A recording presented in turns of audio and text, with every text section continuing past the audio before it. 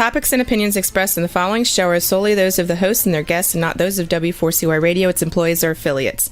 We make no recommendations or endorsements for radio show programs, services, or products mentioned on air or on our web.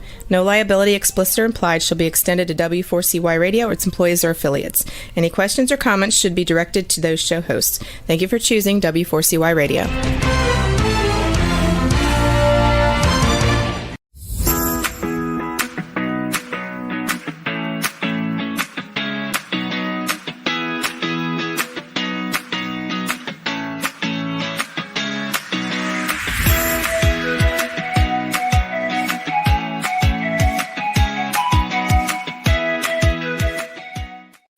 Hi, welcome to Learning to Dance in the Rain. I'm Shelby Wagner, host of the show, and the show is based on my book, Learning to Dance in the Rain. And my guest today is Jerry Wright, dance teacher and author of several books. And I welcome you back, Jerry. We've had a good time talking last time. I thought we'd try it again.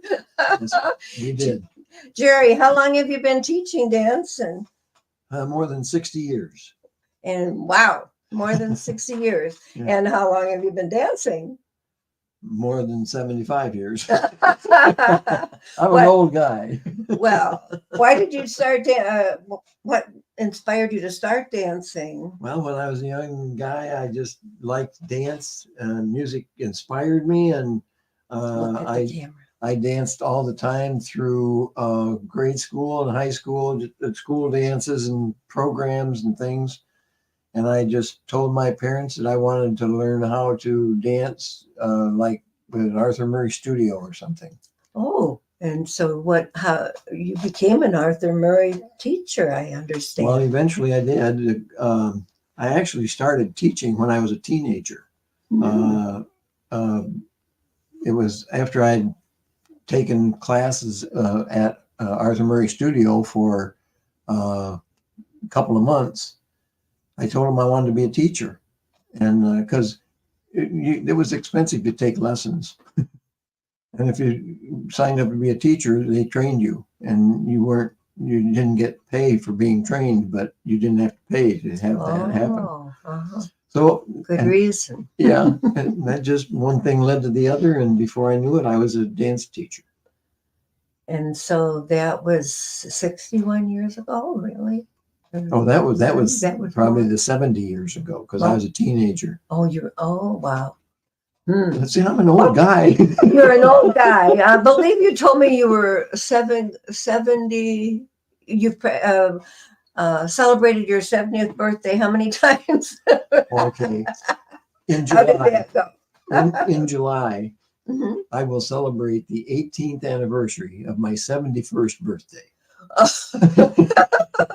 Okay, that was what I was trying to remember. Boy, I goofed on that one. Well, you gotta have a little mathematics involved. So the 18th,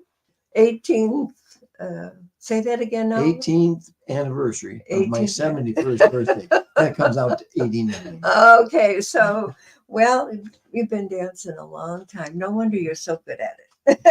You're good at it too, Shelby. Oh, why, thank you. Shelby's one of my students.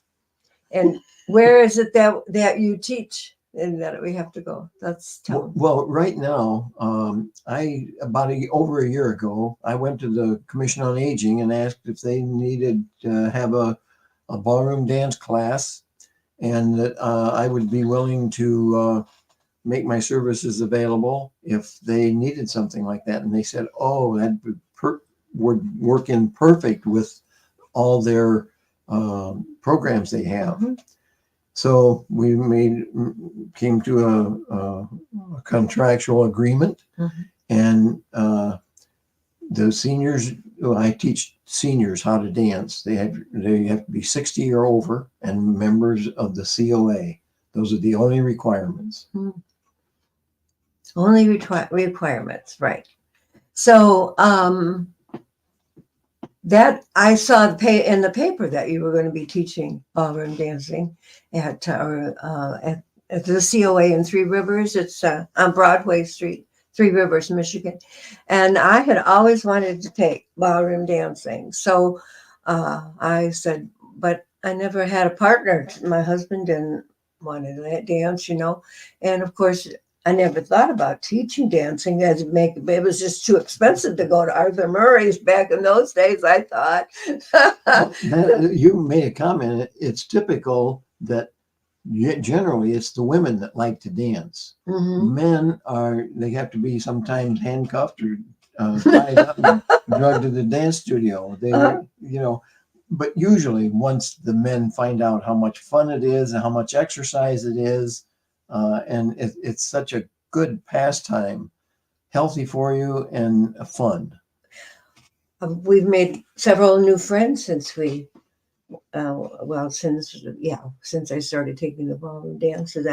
I consider all of the members of the class friends of mine now. And funny, we were almost all strangers except for Carol I had known before. So, but you mentioned once in class ballroom dance. When you say that word, it might scare some people or something. What really? Okay, well, let me help you out here. Help me out. Yeah. I think that a ballroom dancing sounds sophisticated Okay. and it sounds kind of stiff, maybe. Mm-hmm. And ballroom dancing can be stiff. I don't know if anybody in the audience or if you have seen Yeah, you gotta be just right. dance contest, the really top professional dancers. Mm-hmm. And that's through the National Association of Dance Studios and whatever.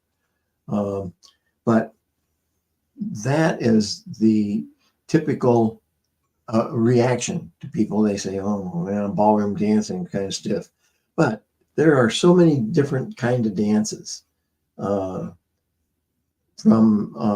the tango and the rumba and the samba and waltz, and then you get more in American style foxtrot. And years ago, when I started, we had jitterbug, and then it went into all kinds of different name tags on fast dancing. Today it's called swing dance. And with rock and roll, it might be called rock and roll dance too. I'm not a rock and roll dance teacher because I never really took to rock and roll, because the kind of dancing that I teach, which is Arthur Murray style, you can dance those steps and those patterns because it's a step and pattern dance schedule that you're on when you're in my classes. And you learn to bounce with the music, you learn to move with the music. And with our senior group that we are now, we have movement, music, and memories. So that makes ballroom sound old-fashioned too, because the seniors, a lot of them pick up the ballroom dancing style quicker than they would rock and roll. And also with seniors, they wouldn't be able to make the moves you got to make in rock and roll. Sometimes you can't even make the moves as a senior in ballroom dancing because of the moves that you got to make. You make a separation there between rock and roll and jitterbug, but rock and roll to me means that jitterbug or the swing that we've been learning. So I don't quite understand what your defining or definition is of rock and roll dance. Is more than just a swing? Oh, Or, yes. Yeah. It involves a lot more moves, and it's all loud music. Well, is that where they hop up and down? That's hip hop. That's hip hop. But hip hop and rock and roll are really close. Hip hop is probably a little more gentle on the body, even though you got to make some moves. But rock and roll is one. There's hard rock and there's just rock and roll, and it started with rock and roll, and then they got into hard rock, and now they distinguish soft rock and hard rock. But it's all hard rock to me because I am old and I'm also old-fashioned. But I tell you what, I can dance. And even now, I can't dance. I'm not as good as I used to be, but I'm half as good as I once was. Well, I think you're very, very good there. What's your favorite dance style? Tango. I like to do the tango, and I don't know. My wife and I were dance partners for more than 40 years, and she's having some physical problems now, as are a lot of the students. You know, I can teach people to dance on crutches and on walkers, with walkers and with wheelchairs. Mm-hmm.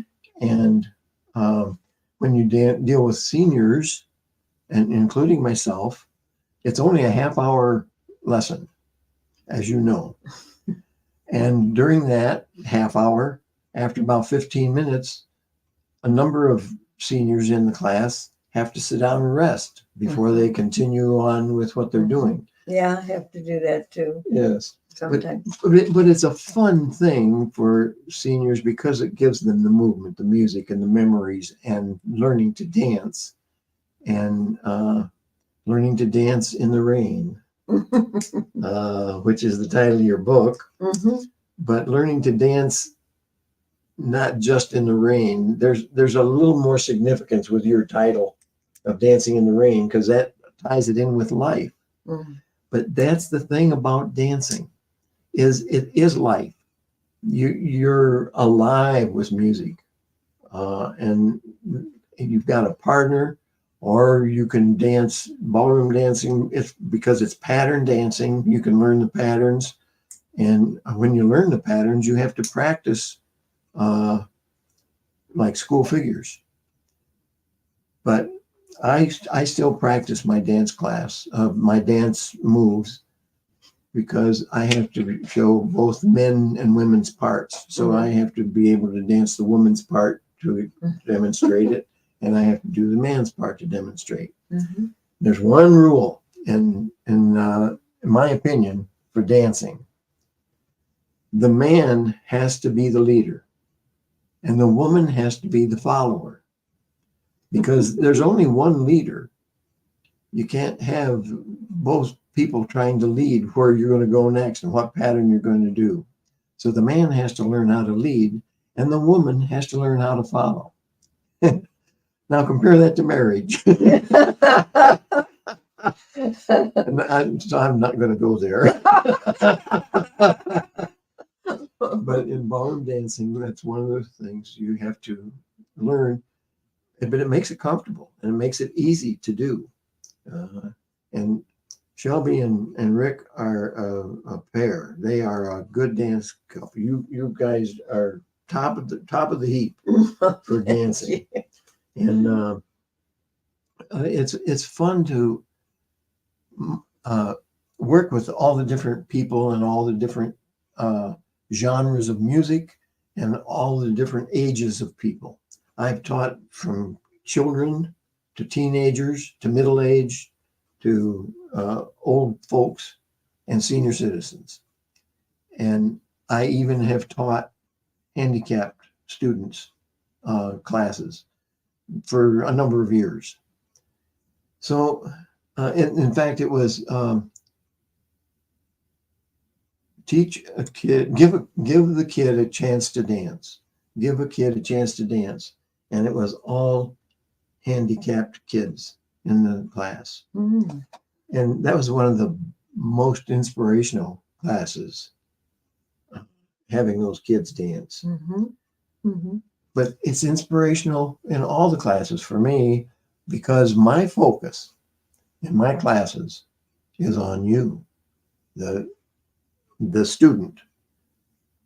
The first question I ask people when they come to my class is, what do you want to learn in dancing? What do you want to concentrate on? What is your goal?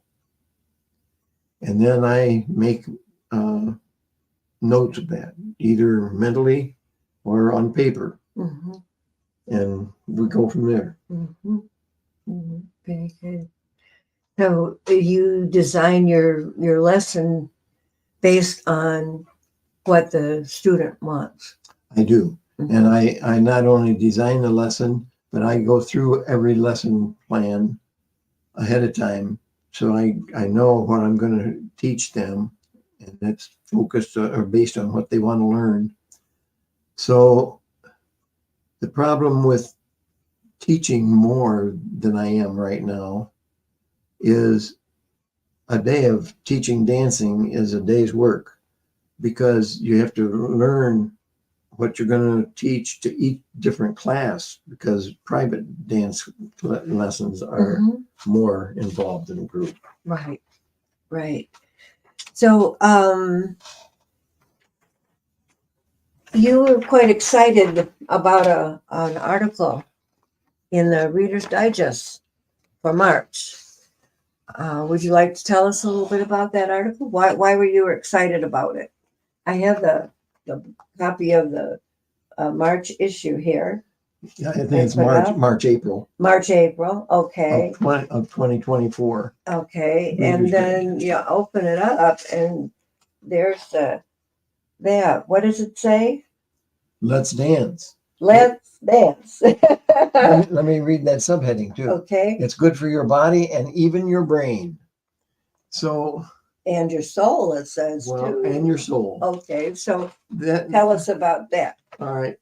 The author really, it was almost like she was picking my brain, because everything in that article, it's a great article. And if you want to read it, even if you're not a dancer, it's a great article because it tells about life.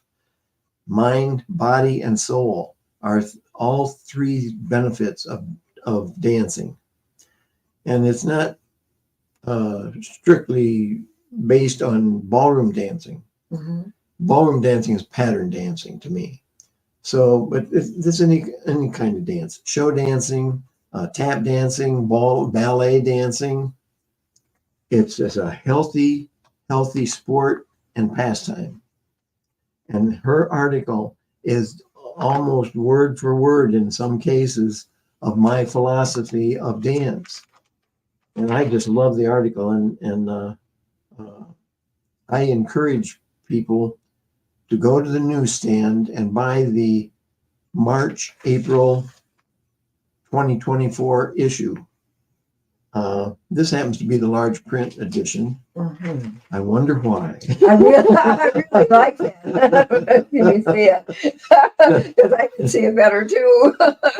Because all that struck my attention. It's large print, it's well written, and it's about dancing. And who's the author? We forgot to say.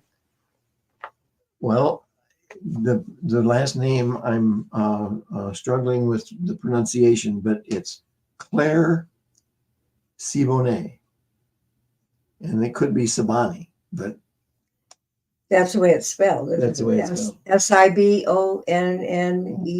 Claire Siboney. I think that's a good guess at the title. Yeah. So what she does in that article is it was right on target for me.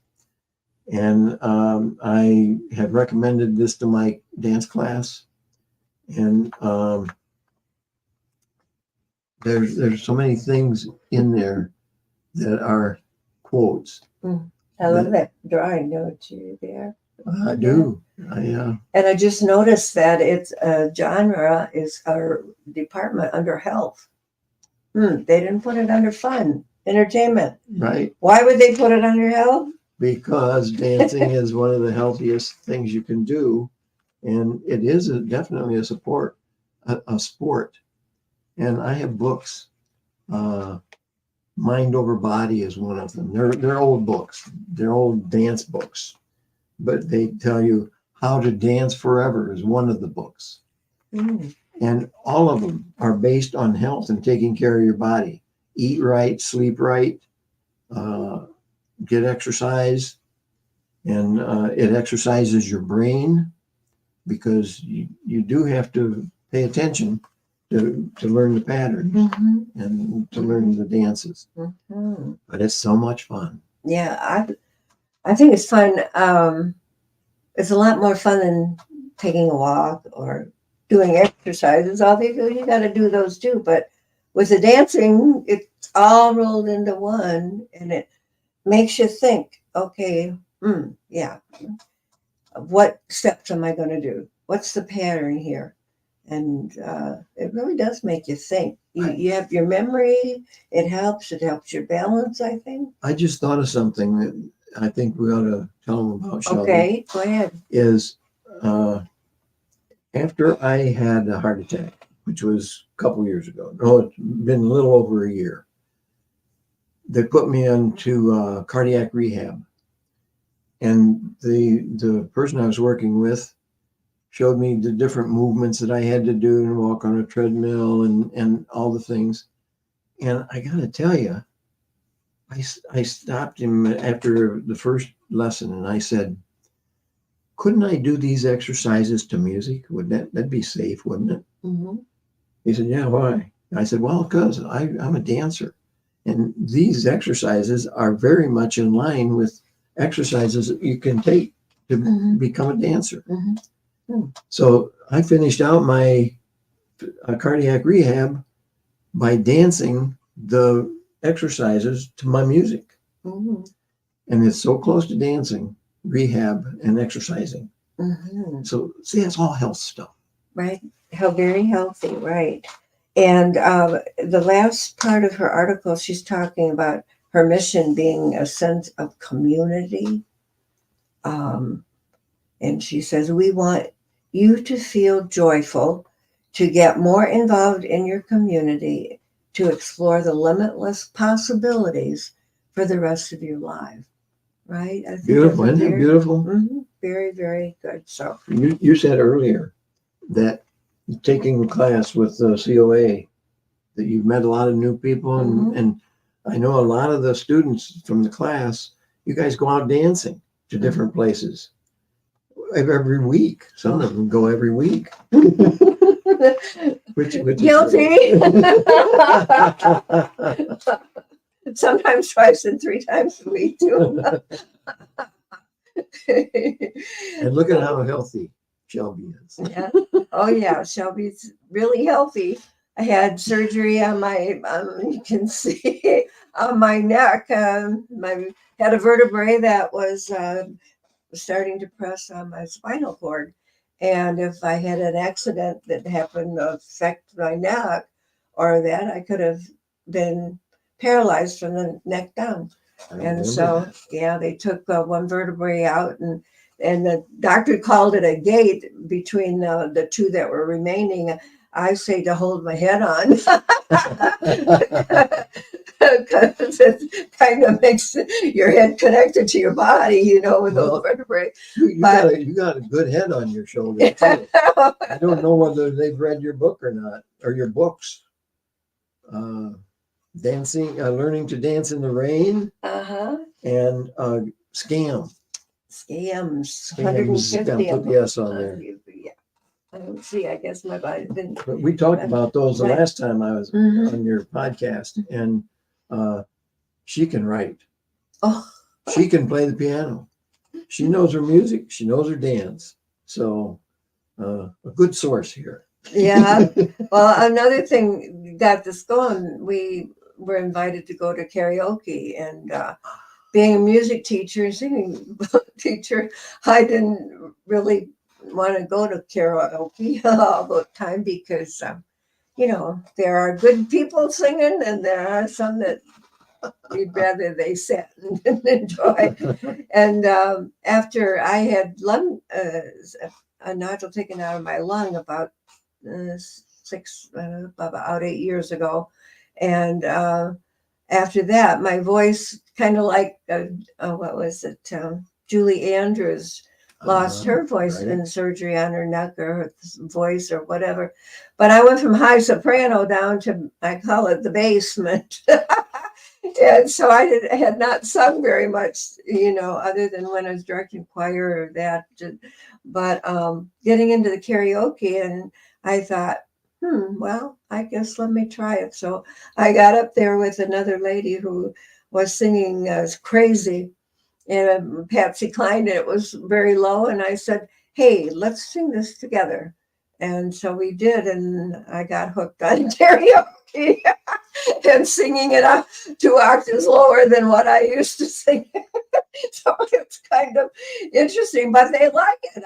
I don't understand, but Well, I didn't have to go through the nodule stuff mhm, that you did, but just aging alone plays havoc with the voice. mhm. And I used to sing a lot, and I have it's not my original saying, but sing as if no one can hear you, and keep on singing, even if it is karaoke. And of course, people can hear you at karaoke, but Mhm. there's some people at karaoke that they don't care about all that technical stuff. Yeah, It's the right, fun and the camaraderie and right. getting together with people.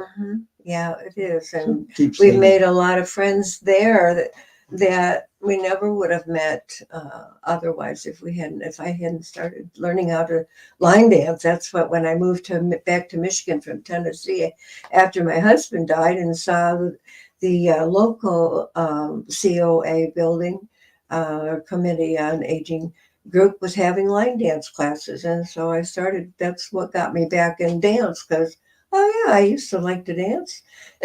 When I was in seventh grade, I went to my first school dance, and ooh, this was fun. And I could do the jitterbug, and without even thinking about it, I watched him to do it, and oh my, that became my dance. I love the jitterbug. But I appreciated dancing the waltz. Rick and I one night they played about 4 waltzes at the seniors singles dance, and he You said, made "Well, it let's through do it." 4 And we did it. dances. Well, not all at once. I mean, Oh, it was over a period of about 3 hours. But yeah, Rick said we got to tell Jerry we just danced the waltz four Yep. times tonight. tell them what it does to your legs. Oh, well, before the end of some of those songs, I had to sit down. It's a tough dance to do, but it's a beautiful dance. Yeah, And it's yeah, fun. and I haven't quite got that form yet that I see the real dancers doing, but at least we can do the steps and feel like hey, this is pretty good. we we went out to dinner about a month ago. I'll tell the story here to over in Coldwater, um, and the bandit, three bandits. Two I have bandits. 2 bandits or something. Anyway, it's a microbrewery, and the two guys that were there playing guitars and singing, and they were pretty good. So we were enjoying it. Well, you know what? There was not a dance floor, but it wasn't crowded, and we sat down, found a spot where there was some room. And we sat through and listened to them, but then they got to a rock and roll song. Do you think I can sit there when they're doing a rock and roll song? So Did you do the swing? we got up and we did the swing in this little place, not much bigger than where we're sitting here. You ought to see him. You ought to see him do the When swing. we sat down, they applauded. Everybody that was in there applauded us. And when we got done eating, this waitress says the cook enjoyed your dancing so much. He says sending you out a creme brulee for dessert. It reminded him of his grandparents. And Rick said to me, "Well, couldn't he have said his parents instead of?" Well, I guess we are what we are.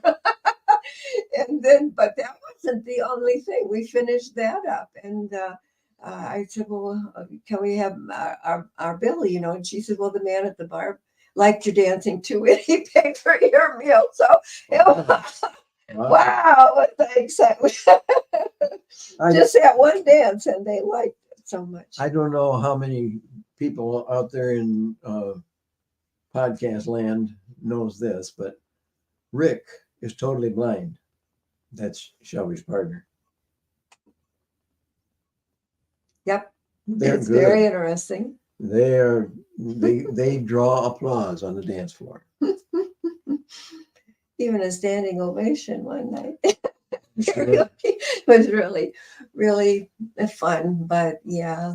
So, well, Jerry, you're not only a dancer and dance teacher, but you are other things. And one of them I know about is being an author. So tell us about that a little bit. What got you into writing books? Oh man, because we have to go back to high school again. Oh, really? Yeah, I used to write stuff for English class, and different things, different class assignments. And I didn't get all A's.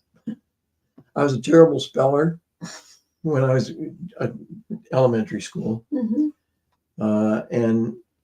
But writing brought me around when I had to write assignments for school and all.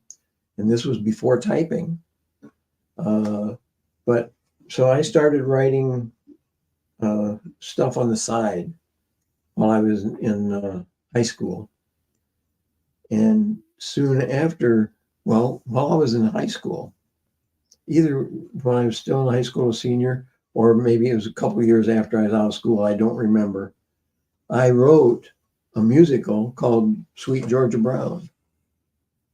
And it was a musical play. Oh. And the school, I directed it, wrote it, directed it, and produced it.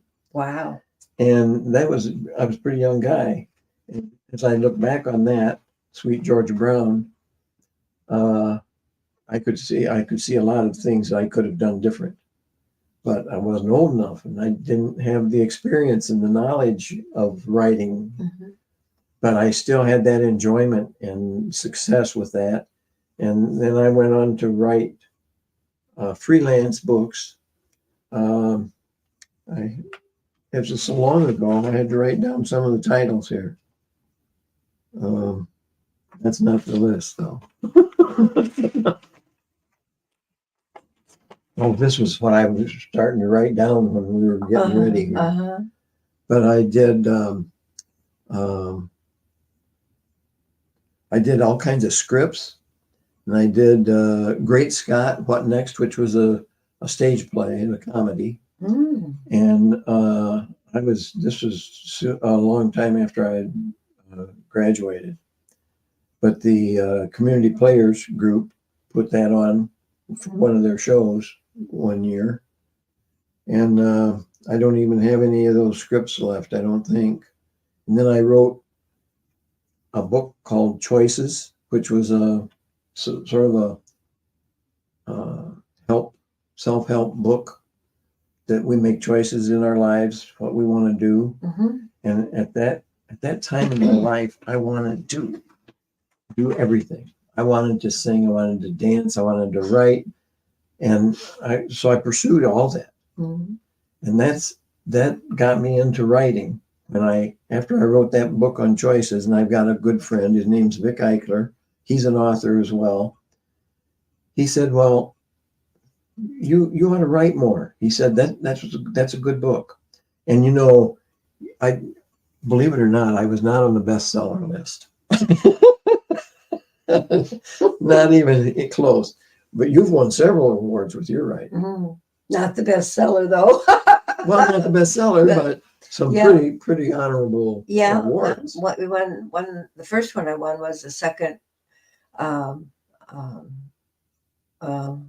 can't think right now. Living Now, by I can't even remember the whole group, but Living Now, and it was relationships and marriage, and I was so surprised because it's about grieving, as you can see, surviving grief, internet dating, and romance scams. So here I was winning second place, silver medal in this Living Now contest. And I was so, wow, was I ever excited about that. I mean, I used to joke and says, well, I was married for 50 years. I guess they thought I knew a little bit about being married. And putting it on paper is the important part of that. I mean, to write, it's not an easy thing to write a book. And it's also not easy to remember all those things until people ask you about this or that. The most successful writing I ever did spanned 20 years. And I wrote the Three Rivers Historical Scrapbook, volumes 1 through 5. And each one spanned so many years of actual happening in my hometown of Three Rivers, Michigan. Three Rivers, Michigan. Yeah, I'm from the University of Michigan. No, I didn't go to University of Michigan. That's one of my favorite teams. and Michigan State is one of my favorite teams. So I like them all. Mm-hmm. But I like all these things, music and dancing and writing. Mm-hmm. And those historical scrapbooks, like I said, that spanned 20 years, meaning that I worked on those books for 20 years. Can you see those in the library at At Three Rivers. Three Rivers Library? Yeah, Three Rivers Library has them. You can't take them out. Okay, So you able to show that? yeah, Three Rivers Historical Yeah, Scrapbook, and this is 1990 to 2016. and that's the last volume. That was the last volume. Boy, that's a beautiful book. It's a very Nice top cover. notch book, and Mhm. it was made possible by Tom Meyer.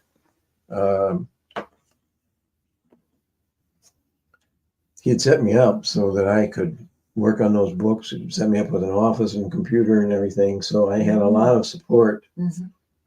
And that was a very successful project Mhm. and a long lasting project. And it kept me tied in with writing. And this is all real stuff. My other writing is fiction. And fiction, I've just done a book called Suddenly 79. I show this book, Mhm.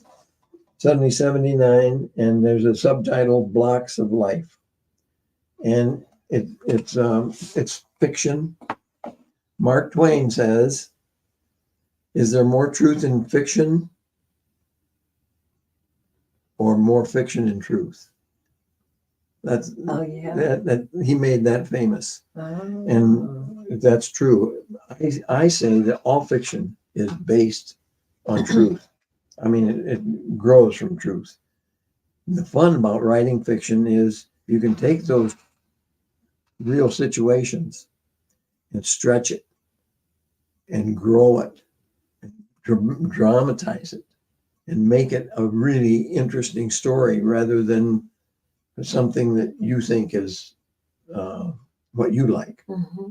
You write it for the people. Mm-hmm. Mm-hmm. And that one was done 2 or 3 years ago. It also did not make the bestseller list. It's a very interesting story of the book. I'm really enjoying it. I haven't got it all through the whole thing, but the parts that I have read, I recognize somebody in there. Well, I have people that have talked to me about it, and they say, "Did that really happen to you?" And I said, "Well, not really happened to me." I said, "But it's based on stories, Mm-hmm. and they may be based on what happened to a friend of mine." Mm-hmm. But I made it happen to the main character in the book, Mm-hmm. which is George Ronald McDonald. That's the main character in the book, Mm-hmm. and he's a kid. But you didn't know this, but I'm working on the next Suddenly 79, and it's called Cobblestone Pathway. And it's a continuation of the first book. Oh, that's good. And the book is available at Lowry's bookstore in Three Rivers. Mm. So how do we get into all this? Well, I don't know, but when you were talking about making that play, writing that play in high school and directing and all that, well, I wrote my first play in 4th grade. 4th grade. Yep. I was so impressed with television. I can't even remember the title. But I remember I was very, very shy. And we had moved up from Michigan to Michigan from Arkansas. And so I was in 4 different schools that 4th year. Wow.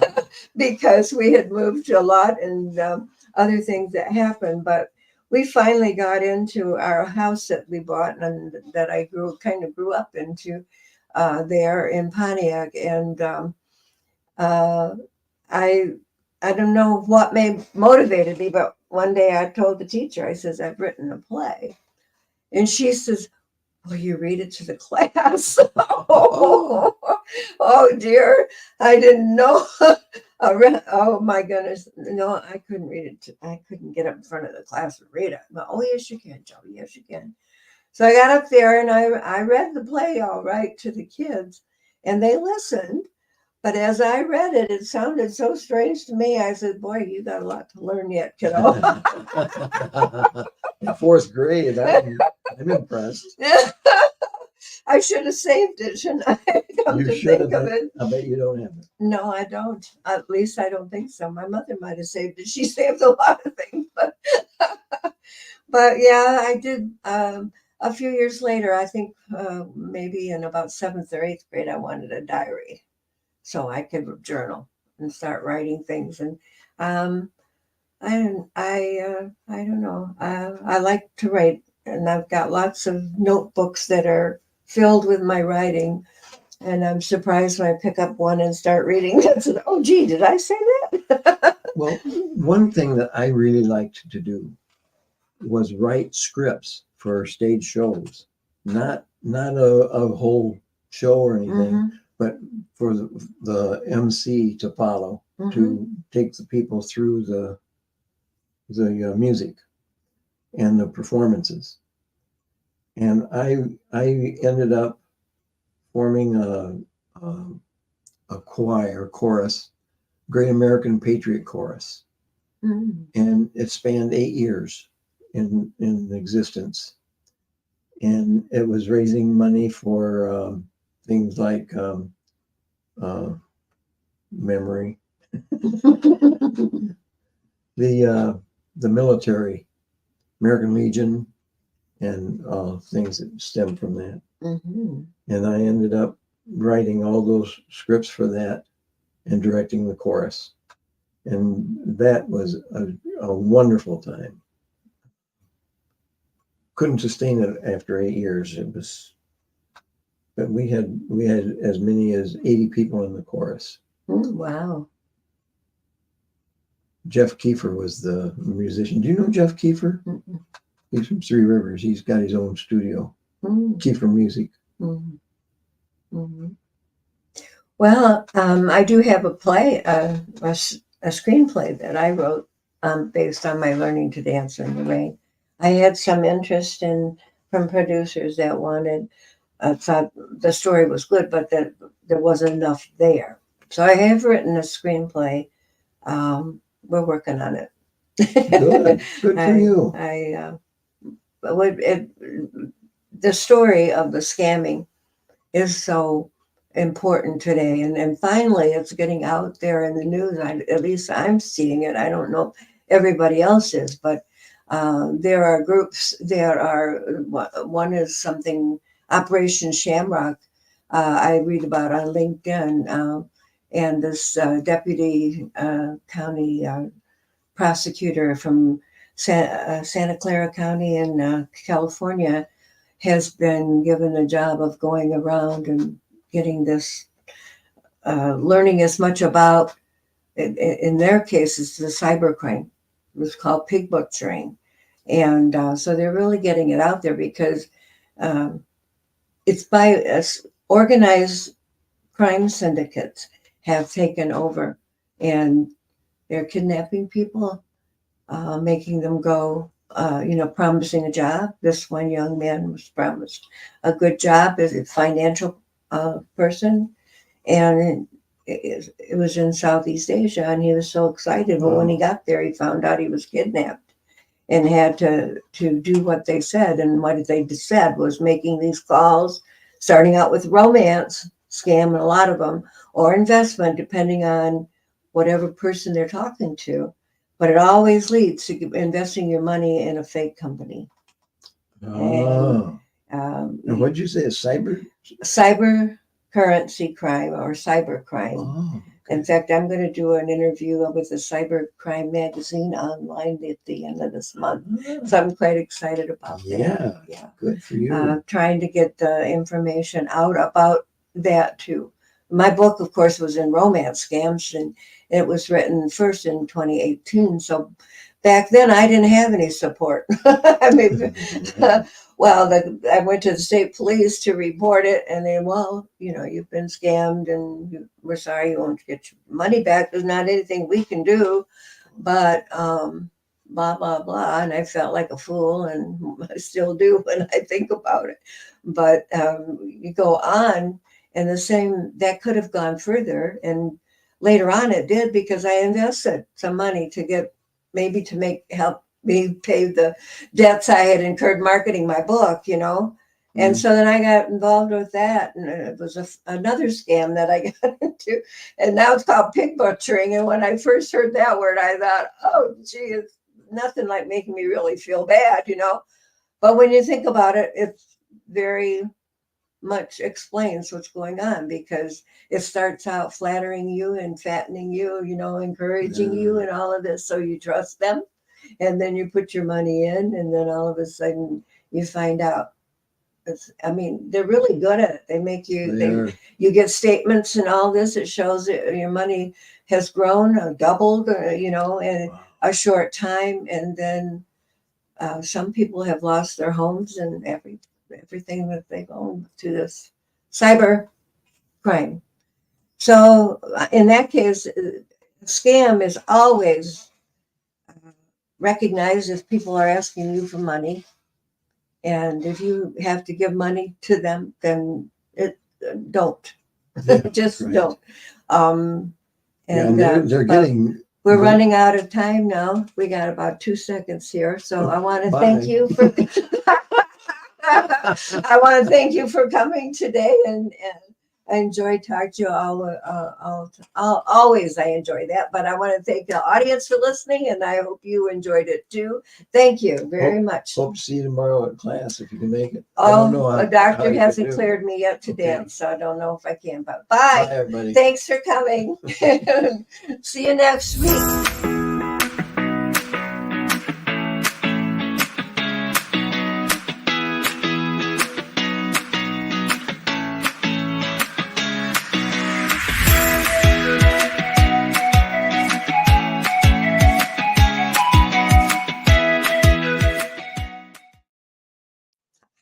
No.